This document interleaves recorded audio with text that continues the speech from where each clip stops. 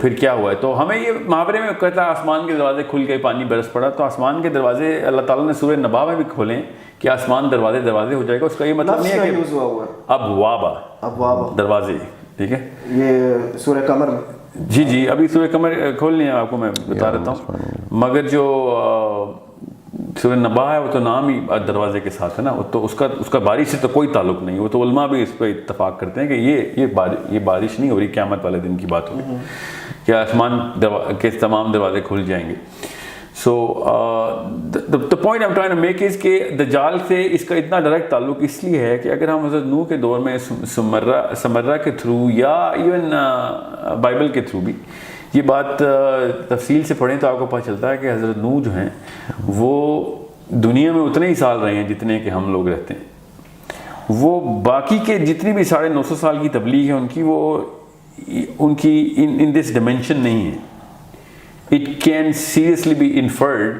اور بالکل اس طرح حضرت عیسیٰ اس وقت 2019 سال کے ہو گئے ہیں، بالکل اس طریقے سے حضرت آدم کی بھی عمر 1000 سال ہے اور حضرت نوح کی بھی 950 سال خالی تبلیغ ہے. ان کی اوریجنل ایج تو بتائی بھی نہیں اللہ تعالیٰ. سو اس طرح اصحاب کہف کی 350 سال 300 کچھ سال عمر ہے، 300 تو خالی غار میں سوئے ہیں وہ. سو بالکل اس طریقے سے حضرت نوح نے جس طریقے سے جانور اکٹھے کیے تھے وہ ایک انسانی سطح کے اوپر پاسبل نہیں ہے کہ سارے جانور اکٹھے کیے جائیں. اس کے لیے ایک ایسی ٹیکنالوجی کا استعمال بے حد ضروری ہے. اچھا wording sorry to interrupt you, وہ یہ ہے بسم اللہ الرحمن الرحیم ففتحنا ابواب السماء بماء منہمر. جی بالکل، اور یہ یہیں تک ہی رکھیں جی. اس کے بعد والی آیت پڑھ لیں.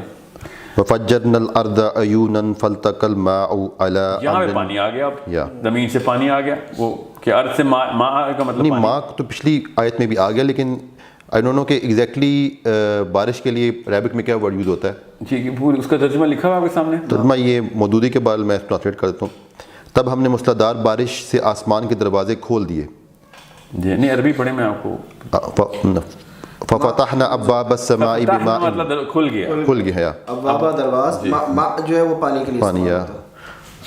منہمر کا انہوں نے ترجمہ جو کیا آئی ڈونٹ تھنک سو کہ یہ بارش ایگزیکٹلی، بٹ زیادہ پانی کو کہہ رہے ہیں شاید. جی دیکھیں میں وہ والی بارش کے خلاف نہیں ہوں. میں آپ سے کہہ رہا ہوں کہ جب یہ دروازے کھلے ہیں نا تو یہ پورٹلز ہی کھلی ہیں، یہ کہیں اور سے پانی آیا ہے. بارش تو یقیناً ہوئی ہے. میں آپ سے کہہ رہا ہوں this is not the local water cycle جو کہ چلی ہے. ٹھیک میں آپ کی بات کر رہا ہوں. یہ پانی ایکسٹرنل لایا گیا، ورنہ زمین کو پورا ڈبونے کے لیے وہ واٹر سائیکل کافی نہیں ہے نا جو کہ لوکل ویپر سے آتی ہے. ٹھیک ہے، سمجھ رہے ہیں؟ جتنا پانی ہے اتنا ہی سائیکل کیا جاتا ہے اس ارتھ میں. تو جتنا مرضی برسے گا وہ کہیں سے آئے گا نا، تو زمین سے اٹھے گا تو برس جائے گا. تو سیلاب کیسے آئے گا پھر؟ مطلب لوکل سیلاب تو آ سکتا ہے، اس سے پوری دنیا کو ڈبونے کے لیے کہیں سے ایکسٹرنل پانی لانا ضروری ہے. اچھا یہ قرآن میں یہ پوری دنیا کا ریفرنس ملتا ہے کیونکہ غامدی صاحب نے کہا ہے کہ وہ ایک خاص خطے پہ آیا تھا. وہ غامدی صاحب کے پاس وہ ایسی کتاب ہے جہاں لکھا ہوا ہے، کیونکہ ہمارے پاس جتنی کتابیں ہیں وہ بائبل میں جو جس بارے میں ذکر ہے، بائبل میں کیا توریت میں تفصیل ہے، پوری ڈسولیشن کا چیپٹر ہے پورا. پھر سمیرین جو ٹیکسٹ ہیں وہ تو بھرے ہی ہوئے ہیں اس کے اوپر. وہ تو ادریس سے کرتے ہیں نا اس کا استدلال پورا، کہ ادریس نے وارننگ پہ وارننگ دی، پھر یہاں تک کہ اپنے پڑ پوتے کے پیدا ہونے کا انتظار کیا، پھر اس کو خود ٹریننگ دی. حضرت نوح کی بات ہو رہی ہے کہ یہ وقت آئے گا کہ جب پانی جو ہے نا وہ ساؤتھ، انہوں نے کہا ساؤتھ پول سے پانی چل پڑا ہے، دونوں پول سے، ایکچولی انہوں نے کہا دونوں پول سے پانی چل پڑا ہے، ٹائڈز نکل پڑی ہیں، اتنے سال ہیں تیرے پاس، اتنا وقت ہے تیرے پاس. تو ایکچولی وہ سال ہی لگا تھا، اس میں پورا سال لگا تھا کہ پوری پانی اس ٹیکسٹ میں یہ لکھا ہوا. سو what I'm trying to say is کہ یہ جو فتحنا ہے نا ابوابا کے دروازے کھلیں، وہ آسمان کے دروازے وہ والے کھلیں جو سورہ نبا کے دروازے کھلیں. ٹھیک ہے، اس میں یہ سوچنا بے حد ضروری ہے کہ لوکل ایک ٹینک کے اندر ایک خاص اماؤنٹ کا پانی ہو، اس کو جتنا مرضی سائیکل کریں وہ ٹینک سے باہر نہیں آئے گا. سمجھ رہے ہیں؟ یہ قرآن ہی بتاتا ہے کہ جتنا پانی اٹھاتے ہیں اتنا ہی گرا دیتے ہیں. ٹھیک ہے، مگر یہ کامن سینس کی بات ہے کہ جتنا پانی اٹھے گا تو نیچے اتنا ہی گیپ کریٹ ہوگا، پھر وہ گیپ فل ہو جائے گا اس کا. سو پوری زمین کو پانی میں وہ بھی کئی 100 فٹ تک ڈبونے کے لیے، کیونکہ درخت کوئی بھی نہیں بچا تھا جو پانی سے اوپر نظر آتا ہو. سمجھے، کوئی پہاڑ نہیں بچا. تو اتنا لیول آیا کہ پہاڑ کے پہاڑ پانی کے اندر سے، کیونکہ حضرت نوح کا بیٹا پہاڑ بھی چلا گیا تھا. بالکل. So it's not an ordinary. یہ غامدی صاحب کو یہ سمجھ کیوں نہیں آتی, لوکل سیلاب سے پہاڑ نہیں نیچے آتے ہوتے. کوئی کسی بھی علاقے میں سیلاب آ جائے, اس علاقے کے ٹاپ کے پہاڑ اگر نیچے آ رہے ہیں تو اس کا مطلب وہ علاقہ سرپاس ہو چکا ہوا ہے, ورنہ وہ پہاڑی پہ بچ جائیں. اگر لوکل علاقے کا سیلاب ہوتا تو پہاڑ سے ایڈمٹ کہ اس پہاڑ کی ٹاپ کے لیول تک جتنے بھی زمین کے ایریاز ہیں وہ تو کم از کم کور ہو ہی گئے. تو پھر اس کا مطلب علاقہ تو پار ہو گیا نا, پار ہو گیا. مطلب اپنے علاقے کی میں سب سے اونچی پہاڑی پر چڑھ جاؤں, اٹ مینس کہ سی لیول تو کراس ہو گیا throughout the world. Sea level is the bottom. یا this is we talking about top of mountain. یا اگر میں کسی بھی علاقے میں, سمجھ لیں K2 ہے, اس سے اونچا پہاڑ تو کوئی نہیں ہے, میں K2 کے پاس کسی علاقے میں سیلاب آ جائے اور میں K2 پہ چڑھ جاؤں اور پھر K2 بھی ڈوب جائے تو وہ علاقے کا سیلاب نہیں ہے. اس کا مطلب ہے کہ وہ پھر پورے دیٹ آٹومیٹکلی مینس کہ K2 سے جتنے بھی نیچے لیول کی پہاڑیاں ہیں they are all surpass. K2 سمیت نا, کیونکہ ان کا بیٹا بچہ تھوڑی ہے اس پہاڑ پہ چڑھ کے. بالکل سمجھ رہے ہیں. سو یہ بالکل بیس لیس قسم کی بات ہے. میں اس کو بیوقوفی کے زمرے میں ہی رکھوں گا اس عروضے کو, کہ یہ زبردستی کرنے والی بات ہے کہ سیلاب کیا جائے. اچھا بہرحال تو جی سوری نہیں آپ کنٹینیو کریں. چلیں نہیں, میں بس اس کو یہ پورٹل کے اس کانسیپٹ کو جی پانی کی سائیکل سے بڑا آسانی سے آپ دیکھ سکتے ہیں اس میں. اچھا ایک جو کیونکہ ہماری ریسنٹ جتنے بھی سیشنز ہوئے ہیں ان میں ہم نے خاص طور پہ جو بات کی ہے وہ پری ہسٹورک نیشنز کی, جن کا کہ قرآن میں ذکر کیا گیا ہے. We are actually pointing towards those nation. اور پھر ابھی آپ نے ایک بات دجال کے حوالے سے بھی کی ہے. تو ہمارے لیے یہاں پہ ہماری آڈینس کے لیے اور ہمارے لیے بھی یہ سمجھنا ضروری ہے کہ why are we actually talking about these nations. First of all کہ جو اگر ایک عام ریلیجیس مائنڈ سیٹ رکھنے والا بندہ ہو یا پھر ریلیجیس انکلینیشن والا بندہ ہو یا پھر سم بڈی ہو اسٹارٹس ریڈنگ قرآن, تو اس کو جو اسٹارٹ ملے گا وہ حضرت آدم علیہ السلام سے ملے گا.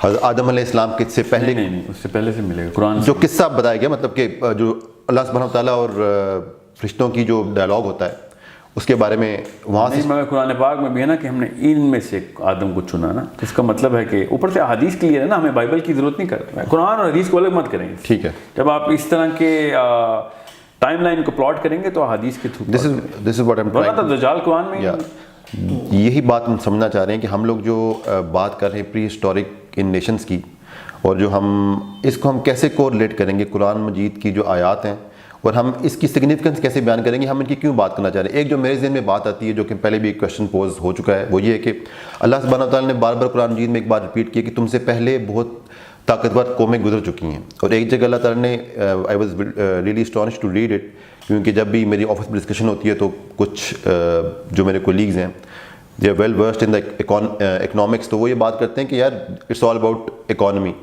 تو پرٹیکولرلی اللہ سبحانہ وتعالیٰ نے ایک جگہ ورڈ یوز کیا ہے کہ تم سے پہلے طاقتور قومیں گزر چکی ہیں جو کہ معاش میں تم سے زیادہ طاقتور تھیں. یعنی they were not even advance but they were actually economical more stable than us. So what does it actually mean کہ جو وہ قومیں گزری ہیں وہ کون سی قومیں تھیں؟ وہ حضرت آدم علیہ السلام کے بعد کی قومیں تھیں یا ان سے پہلے بھی قومیں تھیں جو طاقتور تھیں؟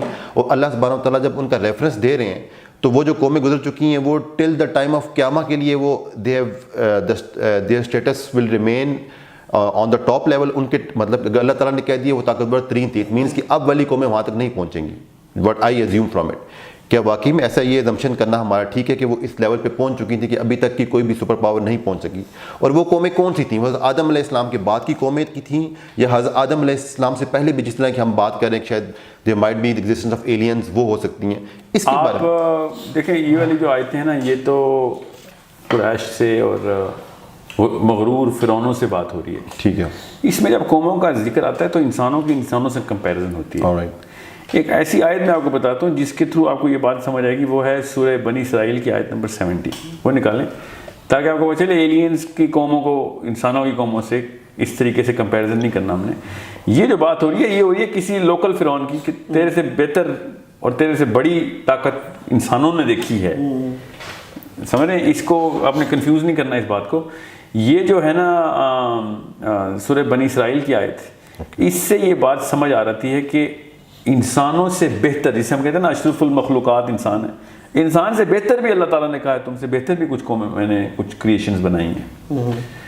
اور اللہ تعالیٰ نے یہ کہا ہے کہ سورہ بنی اسرائیل 17 یا سورہ اسراء بھی کہتے ہیں مطلب وچ آیت 70.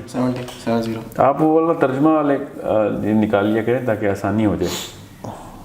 بہرحال یہ میں آپ کو آیت بتا دوں تاکہ یہ بات کلیئر ہو جائے اس سوال کے اندر. وَلَقَدْ كَرَّمْنَا بَنِي آدَمَ وَحَمَلْنَاهُمْ فِي الْبَرِّ وَالْبَحْرِ وَرَزَقْنَاهُمْ مِنْ طَيِّبَاتِ وَفَضَّلْنَاهُمْ عَلَى كَثِيرٍ مِّمَّنْ خَلَقْنَا تَفْضِيلًا. یہ آخری والا حصہ دوبارہ پڑھیں. وَفَضَّلْنَاهُمْ عَلَى كَثِيرٍ مِّمَّنْ فَضَّلْنَاهُ عَلَى كَثِيرٍ کہ ان میں سے زیادہ تر کے اوپر ہم نے تمہیں فضیلت دی. سب پہ نہیں فضیلت دی. جس کا اردو ترجمہ پڑھیں آپ تاکہ آپ کو پتہ چلے میں پوائنٹ کیا. یہ تو ہماری عنایت ہے کہ ہم نے بنی آدم کو بزرگی دی اور انہیں خشکی اور تری میں سواریاں عطا کیں اور ان کو پاکیزہ چیزوں سے رزق دیا اور اپنی بہت سی مخلوقات پر نمایاں فوقیت بخشی. بہت سی مخلوقات پر, سب پر نہیں بخشی. ٹھیک ہے, تو اس کا مطلب ہے انسانوں سے واللہ عالم اور بھی فضیلت رکھنے والی قومیں بھی اللہ نے بنائی ہوئی ہیں. یہ والی آیت بہت بڑا مقدمہ ہے اس نقطے کے اوپر کہ کیا ہم ہی ہیں سینٹر آف دی یونیورس. تو نہیں, یہ بتا دیں کہ نہیں آپ. لیکن اس میں وہ قومیں بھی انوالو ہیں جو کہ آؤٹ سائڈ پلانٹ ارتھ ایگزسٹ کرتی ہیں. جی جی, یہ تو آیت ہی یہ ہے انٹر اسپیشی آیت ہے. جو آپ کہہ رہے ہیں نا کہ باقی یہ قومیں بڑی گزری ہیں, وہ انٹر اسپیشی نہیں ہے, وہ انٹرا ہیومن اسپیشی ہے. کہ فرعون کو بتایا جا رہا ہے کہ کس بات کے غرور میں آ گئے ہو, تم سے بہتر اور بڑے لوگ گزر چکے ہیں, انہوں نے نہیں غرور کیا, تمہیں کس بات کے پر لگ گئے ہیں. So if we are addressing the Pharaoh of the current world, it still holds true کہ وہ قومیں ان سے پہلے گزر چکی ہیں. مگر وہ انسانوں کی بات ہے نا. ذوالقرنین پہلے گزر چکا ہے, تو کون سے بش کو ایسا کون سا خواب آ گیا ہے کہ جس کو اللہ نے کوئی خاصی طاقت دیتی ہے. سائد میں ہم تھوڑا سا ہم نے ایک ٹاپک کو کمپلیٹ نہیں کیا, ہم حضرت ادریس پہ جا رہے تھے. آپ حضرت نوح کا. جی ہاں, نہیں وہ حضرت نوح کا بات جو ہے نا وہ نوح کی بات ادریس سے لنک ہے, اس لیے میں آپ کو بتا رہا ہوں کہ ادریس کو کیوں سمجھنا ہے, وہ حضرت نوح کی وجہ سے ہمیں سمجھنا ہے. ٹھیک ہے, حضرت ادریس کے وقت میں اچھا کرسچنز جو ہے نا وہ یہ مانتے ہیں کہ حضرت ادریس ابھی بھی زندہ ہیں. یہ بتا دیں کہ حضرت ادریس علیہ السلام جو تھے وہ حضرت آدم علیہ السلام کے کتنی جنریشن کے بعد کے تھے؟ 7th ہیں, مطلب چھٹے جنریشن کے 7th جنریشن. اینڈ حضرت نوح علیہ السلام was on which 10th of Adam. 10th پڑھ پوتے ہیں نا, حضرت ادریس کے پڑھ پوتے ہیں حضرت Nuh. Okay, just for the sake of clarity. ہاں, تو 10th son of Adam بنتے ہیں. 10th پیٹریارک کریں, 10th son تو نہیں ہے, 10th son تو پہلی جنریشن میں آتا ہے. سو سوال دوبارہ بتائیں. ہاں, حضرت ادریس کا جو کرسچنز ہیں نا وہ یہ مانتے ہیں ابھی بھی تینوں کہ حضرت ادریس ابھی بھی آسمان میں زندہ ہیں. ٹھیک ہے, وہ حضرت عیسیٰ کو مار دیتے ہیں مگر ادریس کو انہوں نے زندہ ہی رکھا ہوا ہے. یہ تو ہمیں احادیث کے تھرو پتہ چلا ہے کہ حضرت ادریس کو چوتھے آسمان پہ حضرت اسرائیل نے روح قبض کر لی. قرآن میں لیکن ذکر ہے اٹھانے کا, وہاں پہ موت کا ذکر نہیں, مگر حدیث ہے. لیکن میں ویسے بتا رہا ہوں کہ ہمیں حدیث سے کلیئر ہو جاتی ہے, لیکن قرآن میں اگر حدیث پہ کی صحت پہ کسی کو مسئلہ ہے تو ہم ادریس علیہ السلام کو زندہ کر لیتے ہیں. ہمارے لیے عیسیٰ بھی زندہ ہے تو ادریس بھی زندہ ہے, اس کا عقیدے سے کوئی تعلق نہیں. اور اگر ادریس زندہ ہیں یا وہ فوت ہو چکے ہیں, اس کا ان کے چوتھے آسمان پہ ہونے سے انکار نہیں ہم کر سکتے, کیونکہ وہ معراج کی حدیث میں بھی چوتھے آسمان پہ ملے ہیں اللہ کے نبی علیہ السلام کو. تو اس کا مطلب ہے وہ چوتھے آسمان تک تو گئے تھے.